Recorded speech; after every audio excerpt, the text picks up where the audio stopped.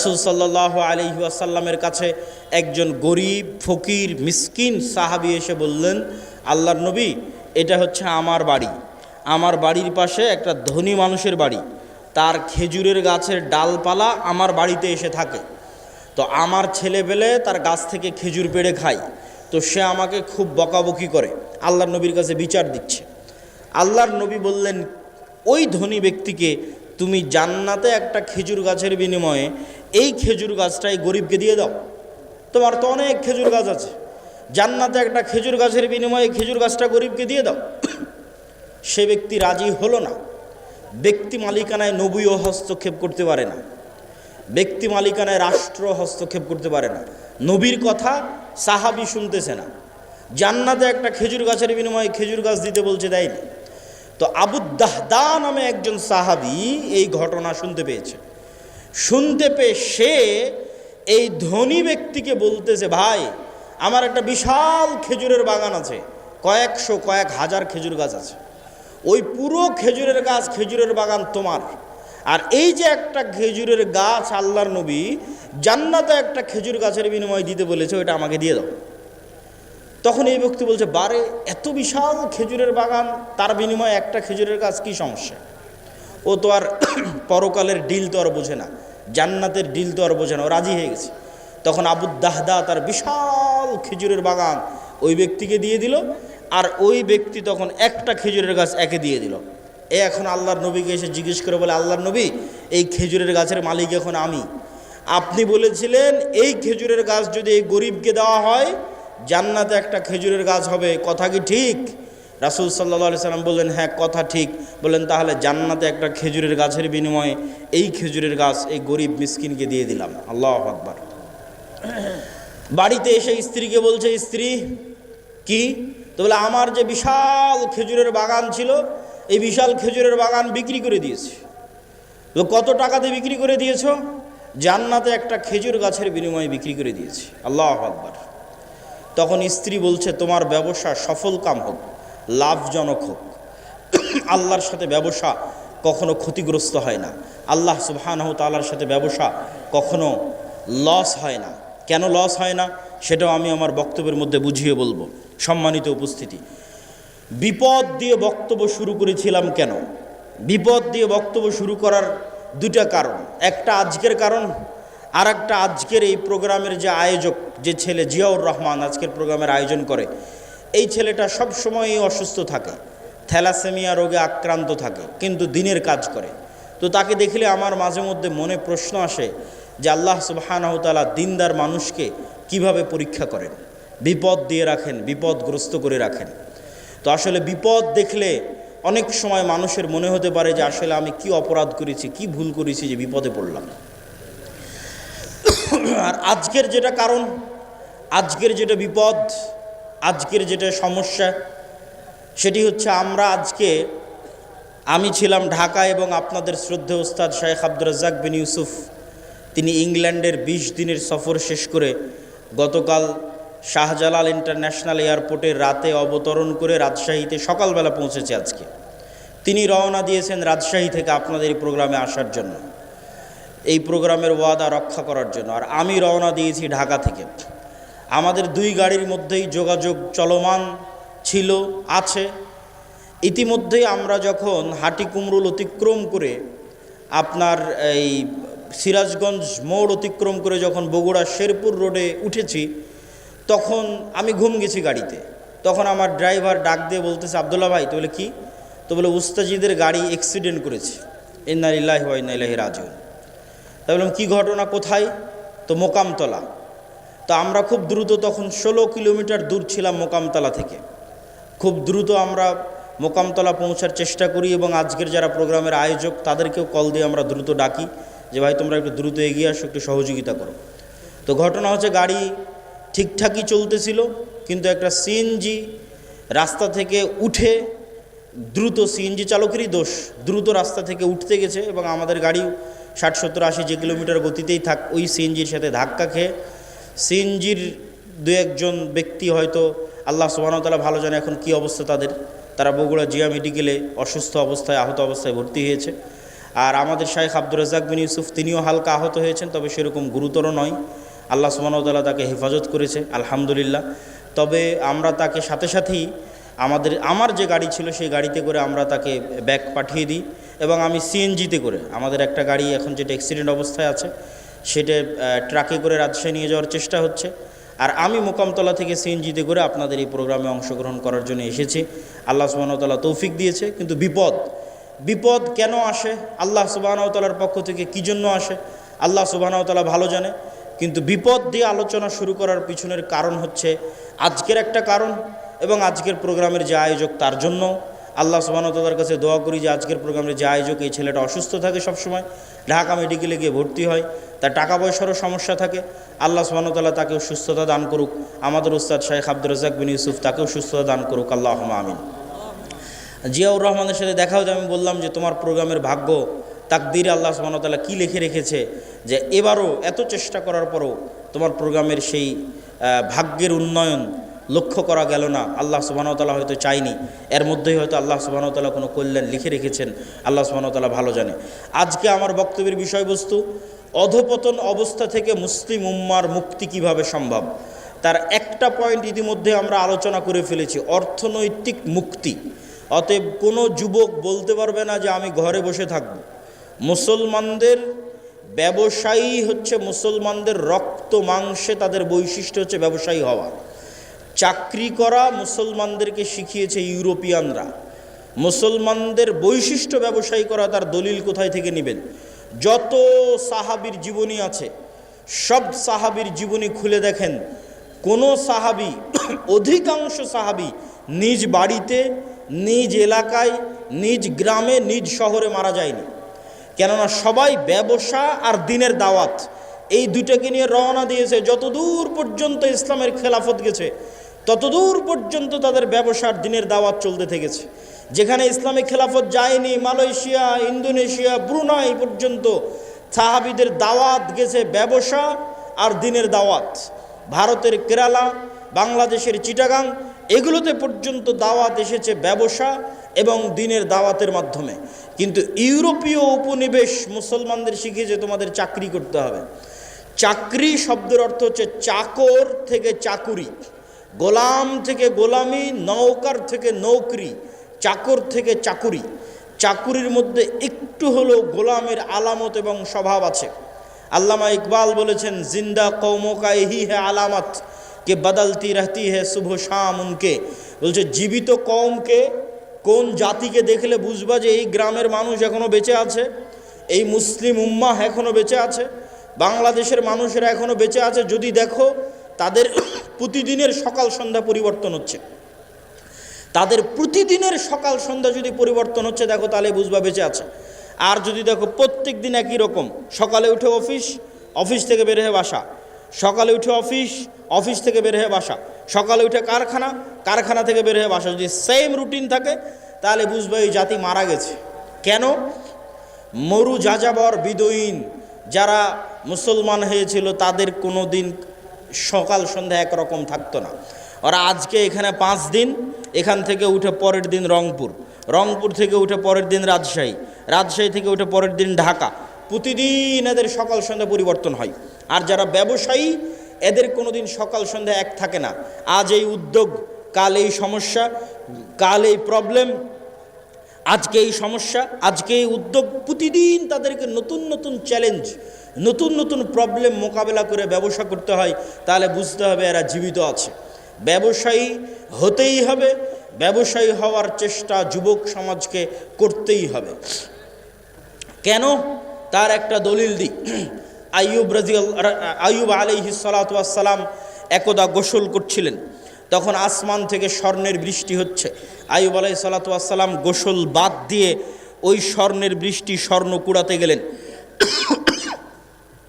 যখন স্বর্ণ কুড়াতে গেলেন তখন আল্লাহ সুবহানাহু ওয়া তাআলা আইয়ুব আলাইহিস সালাতু ওয়াস সালামকে বলছে, তোমাকে তো আমি গরিব করে দিইনি, তাহলে তুমি কেন স্বর্ণ কুড়াতে গেলে? এখনও তোমার লোভ গেল না? ধন সম্পদের উপর থেকে এখনও তোমার লোভ যায়নি, থেকে গেছে? তখন আইয়ুব আলাইহিস সালাতু ওয়াস সালাম উত্তরে বলছে, আল্লাহ, ধন সম্পদের উপর লোভ থেকে নয়, স্বর্ণের উপর লোভ থেকে নয়, এই যে স্বর্ণ আকাশ থেকে অবতীর্ণ হচ্ছে, এটা আপনার দয়া অবতীর্ণ হচ্ছে, এটা আপনার রহমত অবতীর্ণ হচ্ছে।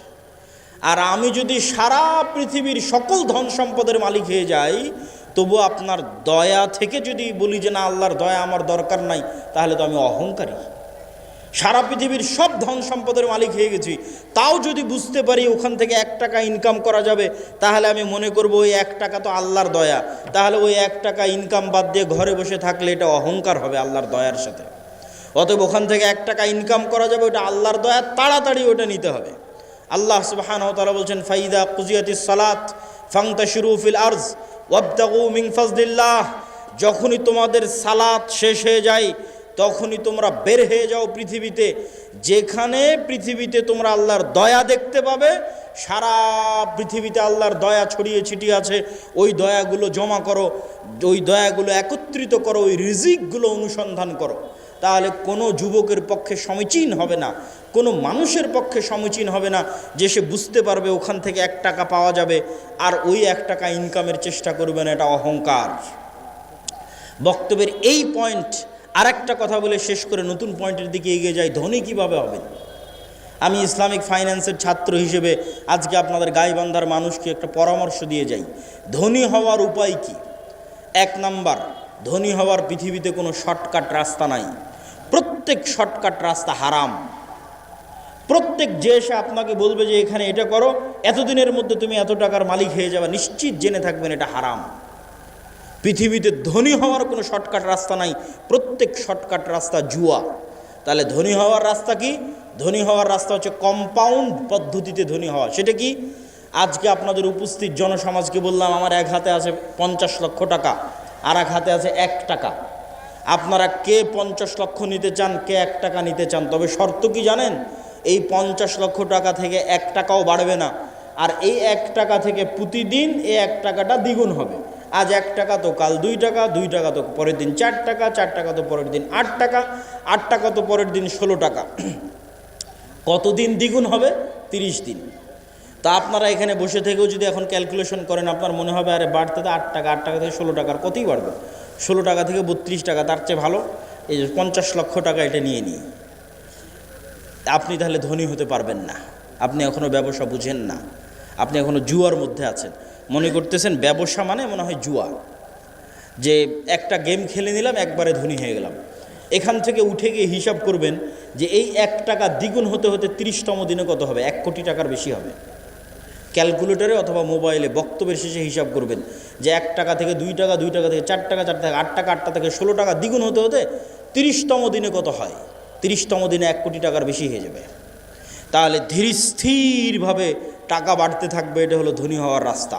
ধনী হওয়ার 2 নম্বর রাস্তা, ধরেন আপনাকে 50 লক্ষ টাকা দিয়ে দিলাম, যে যাও তোমাকে 50 লক্ষ টাকা দিয়ে দিচ্ছি।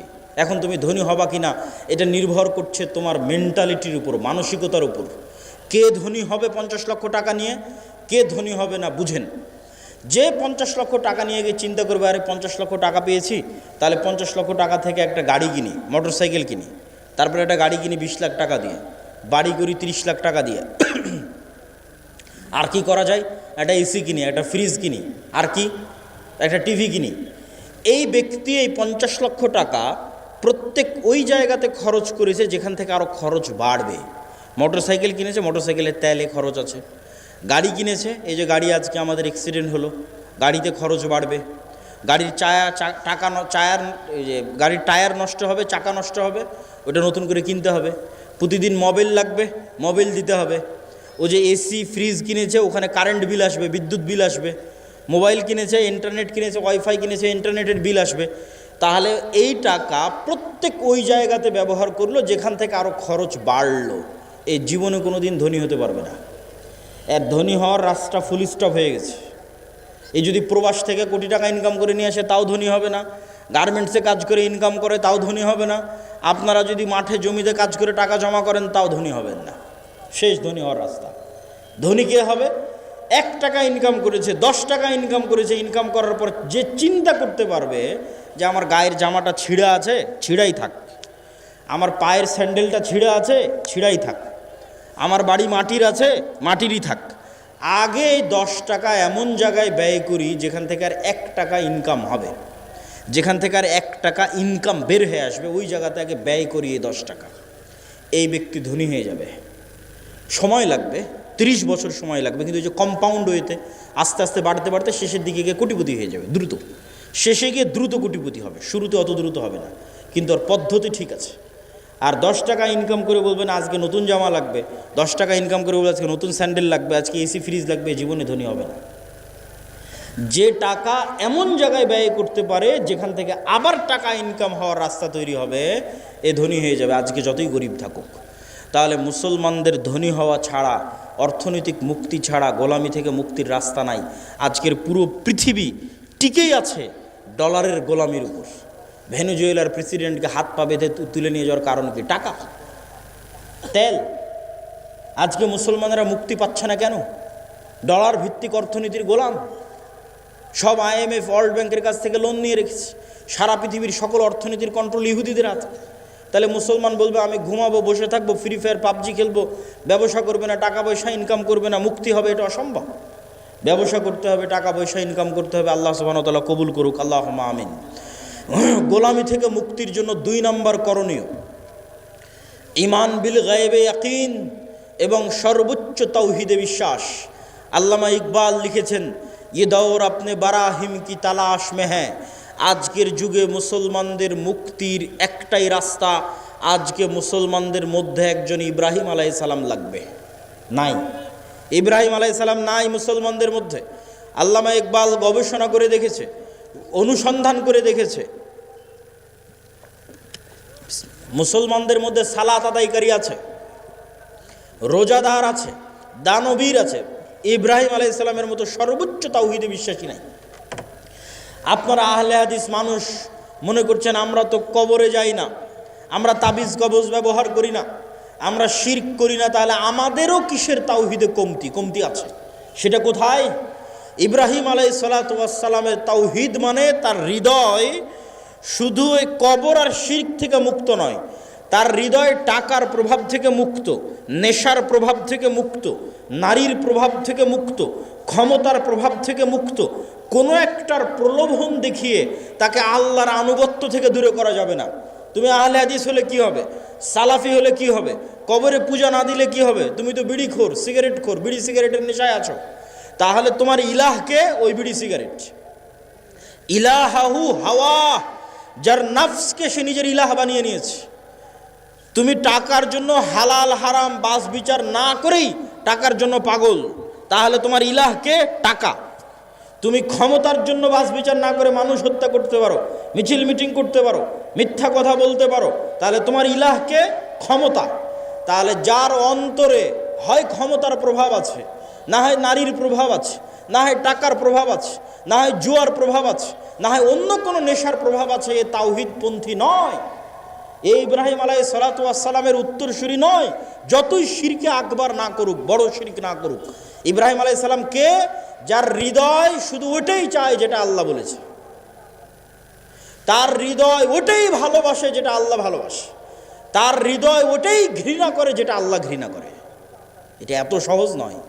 আল্লাহ যেটা ঘৃণা করতে বলেছে ওটাকে আপনি শতভাগ ঘৃণা করবেন, আর আল্লাহ যেটা ভালোবাসতে বলেছে ওটাকে আপনি জান প্রাণ দিয়ে ভালোবাসবেন। এই মহব্বত, এই ভালোবাসা আল্লাহ সুবহানাহু ওয়া তাআলার সাথে, এই সম্পর্ক আল্লাহ সুবহানাহু ওয়া তাআলার সাথে, আল্লাহকে আপনি ওই লেভেলের ইলাহ মানেন, এই মুসলমান হওয়া এত সহজ নয়। ওই ইব্রাহিম আলাইহিস সালাম হওয়া অত সহজ নয়, কিন্তু ইব্রাহিম আলাইহিস সালাম লাগবে। মুক্তি ইব্রাহিম আলাইহিস সালামের মতো মানুষ হওয়া ছাড়া সম্ভব নয়। 2 নম্বর ঈমান বিল গায়বে ইয়াকিন। গায়েব মানে যা চোখে দেখা যায় না। আজকে এখানে আব্দুল্লাহ বিন আব্দুর রাজ্জাক উপস্থিত হয়েছে, এটা আপনারা চোখে দেখতে পাচ্ছেন, কিন্তু এখানে যে ফেরেশতারা উপস্থিত হয়েছে এটা কি দেখতে পাচ্ছেন? দেখতে পাচ্ছেন না। কিন্তু ফেরেশতারা যে উপস্থিত হয়েছে ওটাকে যেই দিন এইভাবে বিশ্বাস করতে পারবেন, যেভাবে এখন আমাকে দেখে যেটা আপনার অন্তরে যেই মাত্রার বিশ্বাস, যেখানে আব্দুল্লাহ বিন আব্দুর রাজ্জাক উপস্থিত আছে, এই মাত্রার বিশ্বাস যেই দিন হবে যে না এখানে আমার পাশে ফেরেশতারা বসে আছে, এটার নাম ঈমান বিল গায়বে ইয়াকিন। এটা হচ্ছে দেখতে পাওয়া, ভিজুয়ালাইজ করা। কবরকে আপনি দেখতে পাচ্ছেন, জান্নাতকে আপনি দেখতে পাচ্ছেন, জাহান্নামকে আপনি দেখতে পাচ্ছেন। আপনি কল্পনা করেন, আসহাবুল উখদুদের ঘটনা বলছিল তাওহীদ ভাই, ওমা নাকামু মিনহুম ইল্লা ইউমিনু বিল্লাহিল আজিজিল হামিদ, বলছে যে আগুনের মধ্যে ঢুকে যাচ্ছে। ঘটনা তো ভাই বলেছে, আমি শুধু লজিক বলি। ওদের বাড়ি আছে, ঘর আছে, বাড়ি ঘর রেখে সাক্ষাৎ আগুনের মধ্যে কিভাবে ঢুকে? একটা রাস্তা ছাড়া ওই আগুনের মধ্যে ঢুকার কোনো রাস্তা নাই। আপনি পারবো না। পারবো একটা শর্ত পূরণ করলে। সেটা কি? আসহাবুল উখদুদের ঈমান বিল গায়বে ইয়াকিন এত বেশি ছিল যে ওরা ওই আগুনের মধ্যে জান্নাত দেখতে পাচ্ছিল। ওরা আগুনে ঢুকেনি রে পাগলা, ওরা জান্নাতে ঢুকেছে। আল্লাহু আকবার। আপনি মনে করছেন আগুনে ঢুকেছে, কিন্তু ওরা তো আগুন দেখতেই পায়নি। ওরা ওই আগুনে জান্নাত দেখতে পেয়েছে। আমরা কিসে ঢুকছি? জান্নাতে ঢুকতেছি। জান্নাতকে এরকম ভিজুয়ালাইজ যতক্ষণ না করতে পারে ঢোকা সম্ভব নয়। আর ওরা যখন পেছন মুড়িয়ে নিজের বাড়ি ঘর দেখেছে তখন দেখতে পাচ্ছে। আপনি দেখছেন বাড়িতে এসি আছে, ফ্রিজ আছে, ঘর বাড়ি আছে, ছেলে মেয়ে আছে, কিন্তু ওরা যখন বাড়ির দিকে তাকিয়ে দেখেছে তখন দেখছে আর এখানে তো জাহান্নামের আগুন জ্বলছে। সত্যি দেখতে পাচ্ছে, কাল্পনিক নয়, সত্যি দেখতে পাচ্ছে। আর আমাদের বাড়ি ঘরে তো জাহান্নামের আগুন জ্বলছে, ওরে বাবারে, এখানে ফেরত যাওয়া যাবে না। আর এই আগুনের মধ্যে কি দেখতে পাচ্ছে? জান্নাত। আর এখানে তো ঢুকতে হবে। এর নাম হচ্ছে ঈমান বিল গায়বি ইয়াকিন। এই লেভেলের ঈমান যতক্ষণ পর্যন্ত অন্তত বাংলাদেশের 20% মুসলমানের না হয়েছে ততক্ষণ আপনি বলবেন যে বাংলাদেশে ইসলাম প্রতিষ্ঠা হয়ে যাবে, ইসলামী খেলাফা কায়েম হয়ে যাবে, সম্ভব নয়। আজকে যদি আপনি আমাকে বাংলাদেশের প্রধানমন্ত্রী করে দেন, আজকে ইরানের কি অবস্থা দেখেন। আমি বাংলাদেশের ক্ষমতায় গিয়ে যদি বলি বাংলাদেশ শতভাগ ইসলামী আইন বাস্তবায়ন করে দিলাম, কালকে ভারত এবং আমেরিকা মিলে অর্থনৈতিক বয়কট দিবে বাংলাদেশকে, যেমন ইরানকে দিয়ে রেখেছে। তাহলে ইরানের মানুষ মিছিল করতেছে কেন? আপনিও মিছিল করবেন কেন? অর্থনৈতিক বয়কট দেওয়ার পর ডলার আসবে না, গার্মেন্টস বন্ধ হয়ে যাবে।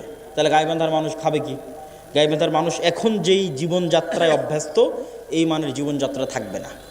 বিদ্যুৎ আছে, বিদ্যুৎ থাকবে না, অল্প থাকবে, যাবে আসবে। যে কয়েকজনের বাড়িতে এসি চলছে আর এসি চালাতে পারবে না, যে কয়েকজন বাড়িতে ফ্রিজ আছে ওরা চালাতে পারবে না। তাহলে জীবনযাত্রার মান কমে যাবে। যখনই জীবনযাত্রার মান কমে যাবে তখন বলে রাখো তোমার ইসলাম, আগের যেটা সেকুলার দেশ ছিল ওটাই ভালো ছিল। কখন বলবে না রাখো তোমার ইসলাম? যখন ওই আসহাবুল উখদুদের মতো ঈমান হবে, দেখতে পাবে আর এটা তো জান্নাত, এটা তো জাহান্নাম, এটা যেদিন দেখতে পাবে। এই লেভেলের ঈমান ছাড়া বাংলাদেশের সবচেয়ে পরহেজগার মানুষকে যদি রাষ্ট্র ক্ষমতায় বসিয়ে দেন, ও রাষ্ট্রে ইসলাম প্রতিষ্ঠা করতে পারবে না। বাংলাদেশের মানুষ ওকে টেনে নামাবে যে তুই ক্ষমতায় থাকলে আমরা খেতে পাই না, টেনে নামাবে। কিন্তু যখন মনে করবে যে আমি খেতে পাচ্ছি না, এটাই কোরআনের ওই আয়াত, আম হাসিবতুম আন তাদখুলুল জান্নাহ ওয়ালাম্মা ইয়াতিকুম মাসালুল লাযীনা খালাউ মিন ক্বাবলিকুম মাসাতহুমুল বাসা ওয়াদ দাররা ওয়া যুলজিলু হাত্তা ইয়াকুলার রাসূলু ওয়াল লাযীনা আমানু মাআহু মাতা নাসরুল্লাহ। দুনিয়ার মানুষ, জান্নাত কি তোমাদের নানির বাড়ি?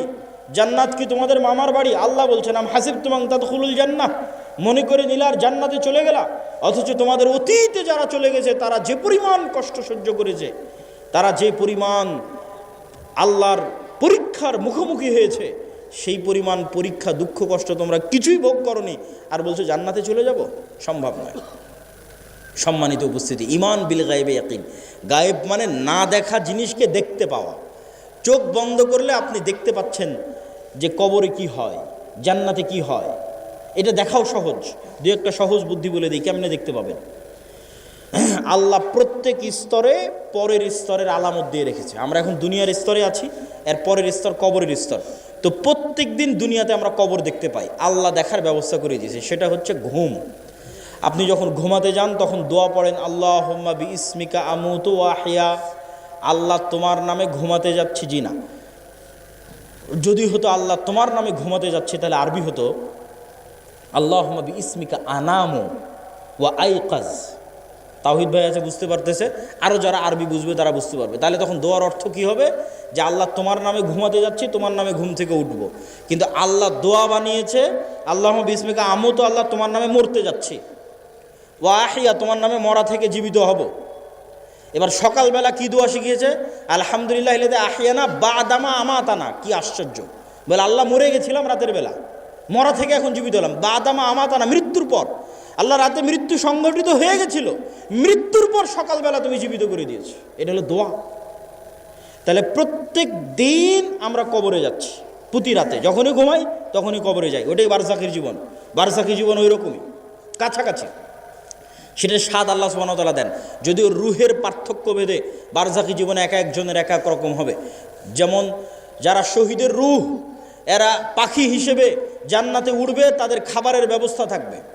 যারা শহীদের রুহের চাইতে উপরের লেভেলের রুহ, তারা আল্লাহর আরশে ঝুলন্ত থাকবে, বাতির মতো, আলোক বাতির মতো আল্লাহর আরশে ঝুলন্ত থাকবে।